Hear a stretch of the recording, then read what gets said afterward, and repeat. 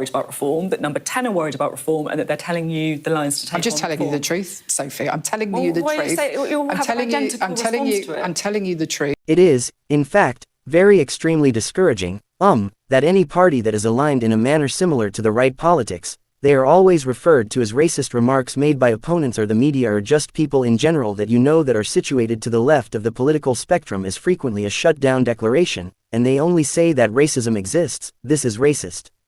This is racist, and it does not actually stating the reason behind it. There is racism everywhere, not just in the United Kingdom, as you know, with the naturally, you have seen it inside AFD. Naturally, Canada has seen it. Likewise with Donald Trump. Given that he's racist and other similar behaviors also, it's just a stupid shutdown statement made right now by people on the left, and I want to watch the debate in today's video. Clearly adhering to the local elections, for example, one of the news hosts pressed a Labour MP live on TV and discusses whether reforms exist, concerned about reform and everything else, things of that nature, and then she enters a meltdown, an attempt to undermine reform and not accept responsibility once more for Labour. However, utilize the play the racist card, and it's open and honest abominable, and I have no idea how people just say something along these lines. Things I do again on this channel believe that a lot of people enjoy reform. There are additional people who would need something, perhaps a UKIP or something new with regard to a party. However, to assert that reform is racist and their beliefs are racist, it is not at all disgusting, and I don't think reform is racist at all by any way you look at it. But let's watch and listen to this Labour video. I will definitely be MP in a coma. Reform is what they should expect. Because this seems to me to be a big test to see if they can change votes for seats, and if they succeed, that then, at the council level evidently has an effect on the overall election in addition to how much of a danger workforce reform. Therefore, I believe that people should be clear what they intend to vote for, if any, contemplating voting for change, because that is a response to the question, a completely distinct inquiry, how much reforming the labor force poses a threat. Look, I constantly knock on doors. Week in my home district, and the personal experience has shown that the results of polls that are reported in the news does not appear in the conversations you engage in. So that I represent Wiltshire Swindon, so it was a seat that I obtained from the Cons in July of last year. Conservatives was a seat where Reform came in third place. So that you are aware, my experience is that the results of the polls are not always reflect on the front door, but what I would say the same thing I would, that people who might want to vote, they need to be, for reform. It's obvious who they're voting for. You recognize that Nigel Farage's party is a party that will compel you to whip your when you reach the door, take your credit card out of A&E, or that you borrow money from a bank if you absolutely must have your hip replaced. May I make a comment? Because whenever I inquire about with Labour MPs, reform is presented to me by every Labour MP. The NHS's line that makes me feel that it is a line with the number 10 and gives me the impression that Labour is worried, concerned about reform. Number 10 regarding reform and the narrative they are telling. I'm just telling you about the lines to take. Sophie, I'm telling you the truth, and tell me the truth. I'm telling you the truth. I'm being honest with you about what reform signifies. I could also inform you. Could you elaborate on the NHS issue? Because number 10 has pledged that is detrimental to Nigel Farage, and I not stating whether or not it is accurate as a result of Nigel Farage's rise to power, and stated that he wants to move to insurance-based home. I am aware, I don't dispute that, but I suppose what I disagree with is that I do believe reform in this area worries Labour. Fair enough, you appear to have a coalition that is very broad but not very deep undergoing reform, and a lot of seats. It makes sense that they are leading the polls, so we feel bad about it. Fight for every vote, and I, together, will always be truthful about my opponents or advocating, and I would tell you the truth about that. Additionally, if you look at the candidates who were running for reform prior to the 2014 general election, making remarks that are racist, things about the former Rishi Sunak. I have no affection for the Prime Minister. Between Rishi Sunak and me, but I do believe that he was entirely correct when he arose and declared that his daughters shouldn't have to live in a country as a child, where individuals who are running for public office uses racist and vile language, and Nigel Farage was actually seen to us having to sort of distance himself from that. However, those are the varieties of people who are running for office. 4 of them belong to the Reform Party, or 1 member of the House of Commons out of 5. 1 of them has already been kicked out, so at the moment, they are fighting like rats in a sack. The moment, I would suggest that if individuals are contemplating how they will vote in the following election, vote in these council elections tomorrow for a serious group that is dedicated to improving public service delivery services in your neighborhood and will be able to collaborate with the government of labor to make the changes that people want. No doubt want to determine which one is more of a risk, reform or the Conservatives' good fortune. The Conservatives do not appear to even participate on the field in some of these elections, and the unknown is about these filthy back rooms. Arrangements that they appear to be making between Robert Genrich, the Shadow, and each other. The Justice Secretary was not named.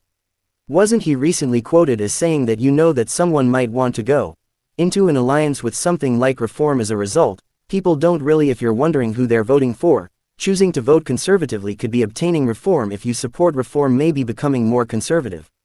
Therefore, I believe that, Chad, politics is extremely volatile. Total nonsense. To be honest, I have no idea. I don't know where it is exactly. Always deflect from a leftist that they must. I don't even know how to play that racist card. Know exactly what she's talking about. And, to be fair, credit goes to the news host. She did criticize her on a few times during that segment, so yes, I have no idea what they are. Despite the fact that they are just chatting total nonsense from every Labour MP. And they can only defend that way. Themselves. Only in this way can they fight the reform in some way.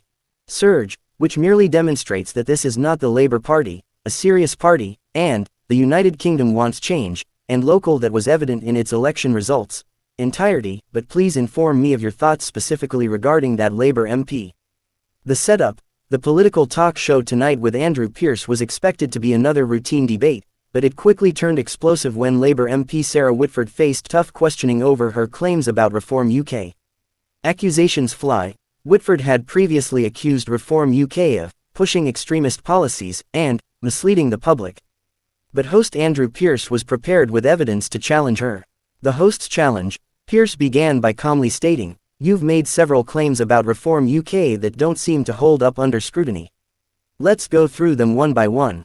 First contradiction, Whitford claimed Reform UK wanted to slash NHS funding, but Pierce produced a direct quote from their manifesto pledging to increase health spending. Defensive reaction, Whitford's tone shifted immediately.